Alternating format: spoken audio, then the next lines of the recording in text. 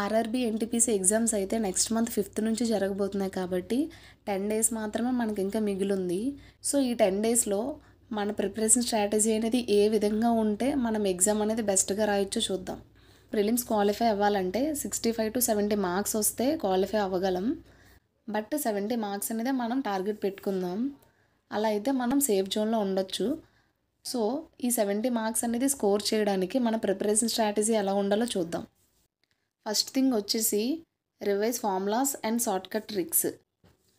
Maths section అనేది ఎక్కువ weightage 60 marks కాబట్టి ఇప్పటి వరకు మనం ఎంత ప్రిపేర్ అయినా కూడా ఈ లాస్ట్ 10 డేస్లో ఫార్ములాస్ అండ్ షార్ట్కట్ ట్రిక్స్ అనేవి రివైజ్ చేయండి. లేదంటే ఫార్ములాస్ అండ్ ట్రిక్స్ మర్చిపోయి ఒకే క్వశ్చన్ దగ్గర ఎక్కువ టైం అనేది స్పెండ్ చేసేస్తూ ఉంటాం. దానివల్ల మన స్కోర్ అనేది తగ్గే ఛాన్సెస్ ఉంటాయి కాబట్టి రివిజన్ అనేది పర్ఫెక్ట్గా చేయండి. అండ్ సెకండ్ థింగ్ వచ్చేసి అటెంప్ట్ మాక్ టెస్ట్స్. ఈ ఎగ్జామ్ అనే కాదు, ఏ ఎగ్జామ్ అయినా సరే మాక్ టెస్ట్స్ అనేది రాయడం మ్యాండేటరీ. ఎందుకంటే మాక్ టెస్ట్స్ అటెంప్ట్ చేయడం వల్ల మీకు ఎగ్జామినేషన్ ఫియర్ అనేది తగ్గుతుంది. అండ్ ఏ చాప్టర్లో మనం వీక్గా ఉన్నామో అండ్ అలాగే ఎక్కడ మనం టైం వేస్ట్ చేస్తున్నాము, ఏ క్వశ్చన్కి ఎంతెంత టైం అనేది కేటాయిస్తున్నాము అనేవన్నీ తెలుస్తాయి కాబట్టి మాక్ టెస్ట్స్ అనేది అటెంప్ట్ చేయడం చాలా ఇంపార్టెంట్. సో ఈ 10 డేస్లో కూడా మీరు 2 డేస్కి ఒకసారి కంపల్సరీగా ఒక మాక్ అయితే అటెంప్ట్ చేయండి. మాక్ టెస్ట్ అటెంప్ట్ చేయడంతో పాటు అనాలిసిస్ కూడా చేయండి. దానివల్ల ఏమైనా చిన్న చిన్న నెగిటివ్స్ ఉంటే రెక్టిఫై చేసుకోవడానికి యూజ్ అవుతుంది. అండ్ అలాగే క్వశ్చన్ స్పీడ్గా సాల్వ్ చేయడానికి కూడా హెల్ప్ అవుతుంది. నెక్స్ట్ థర్డ్ థింగ్ వచ్చేసి టైం మేనేజ్మెంట్. టైం మేనేజ్మెంట్ అనేది కీ రోల్ అనేది ప్లే చేస్తుంది.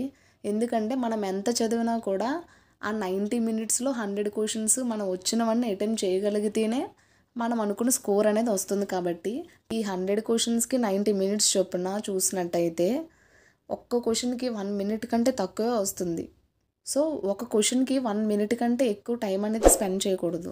ఇంటి దగ్గర మాక్ టెస్టులు రాస్తున్నప్పుడే టైం అనేది మేనేజ్ చేసుకున్నట్టయితే ఎగ్జామినేషన్లో రాస్తున్నప్పుడు కూడా మనం అన్ని క్వశ్చన్స్ అటెంప్ట్ చేసి మంచి స్కోర్ అయితే చేయొచ్చు. అండ్ నెక్స్ట్ థింగ్ వచ్చేసి focus on general science. General science మీద ఫోకస్ చేయమని ఎందుకన్నానంటే మనకి జనరల్ అవేర్నెస్ నుండి 40 క్వశ్చన్స్ వచ్చినట్టయితే 20 మార్క్స్ ఓన్లీ జనరల్ సైన్స్ నుండే వస్తున్నాయి.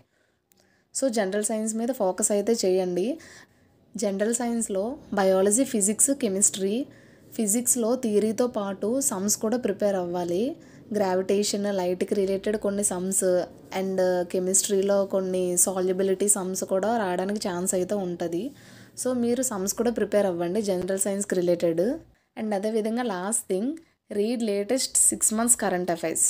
మనకి కరెంట్ అఫైర్స్ నుండి వచ్చే క్వశ్చన్స్ డెప్త్గా అడగరు కాబట్టి లాస్ట్ 6 monthsలో జరిగిన హైలైట్స్కి రిలేటెడ్ కరెంట్ అఫైర్స్ కవర్ చేసినట్టయితే కరెంట్ అఫైర్స్లో వచ్చిన మార్క్స్ కూడా మనం స్కోర్ చేయొచ్చు.